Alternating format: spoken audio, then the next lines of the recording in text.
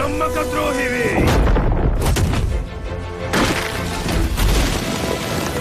నీ యొక్క ప్రత్యర్థిని నేనే. కౌంటర్.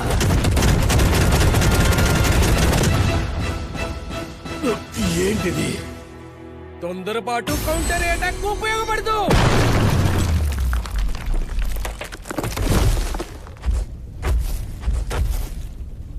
నా పంచిలో అసలు వాడికి తగులుతున్నట్టే లేదు. నీకు తెలియదు అనుకుంటా, ఈ రష్ ఒక తుఫాన్ లాంటిది. నాకు కేవలం కొన్ని పంచులు మాత్రమే తగిలాయి. నీకేం కాలేదుగా? బాగానే ఉన్నాను. వీడి సంగతి నేను చూసుకుంటాను. మహాప్రళయాన్ని మొదలు కానివ్వం. మహాప్రళయం ఖచ్చితంగా మొదలవుతుంది. మీరు ఎంతమంది అడ్డుకోవాలని చూసినా అది జరగక మారదు. సామ్రాజ్య ప్రజలను కాపాడటం నా బాధ్యత, నా కర్తవ్యం. ఇంతకీ ఏంటి ఆ కర్తవ్యం? అసలు అలాంటిది ఏమీ లేదు.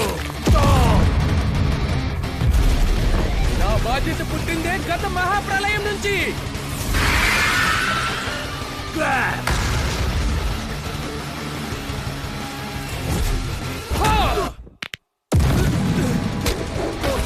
నీ శరీరం అంతా బాంబేనా?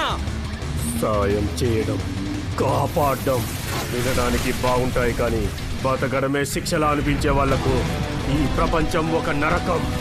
విధ్వంసంలో కూడా వియోజనం ఉంటుంది. అందుకని అన్నిటినీ నాశనం చేస్తారా? ఇప్పుడు టోక్యోలో నివసిస్తున్న ప్రజలను ఒకప్పుడు మా పూర్వీకులే తీసుకువచ్చారు. నేను వాళ్ళని ఎట్టి పరిస్థితుల్లో విడిచిపెట్టను. మా పూర్వీకుడు ఒక షిప్ కెప్టెన్. గత మహాప్రలయంలో జాతి హోదా భేదం చూడకుండా అందరినీ ఒకే నౌకలోకి ఎక్కించుకున్నాడు. తుఫాను పెరిగి అందరూ భయపడుతుంటే భయం పోగొట్టడానికి ప్రేమతో రెగ్గే పాటలు పాడాడు.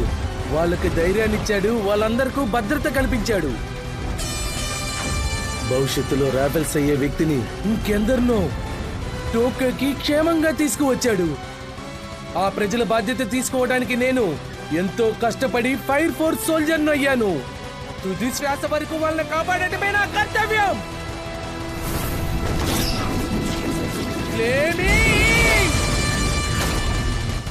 ఇప్పుడు ఆట మొదలు పెడతాం. క్యారన్ అటాక్ ని అబ్జర్వ్ చేసి కౌంటర్ అటాక్ ఇస్తాడు.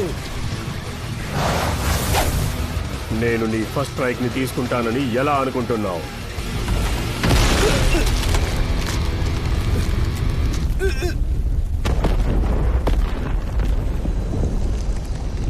ఒకడైపోయాడు.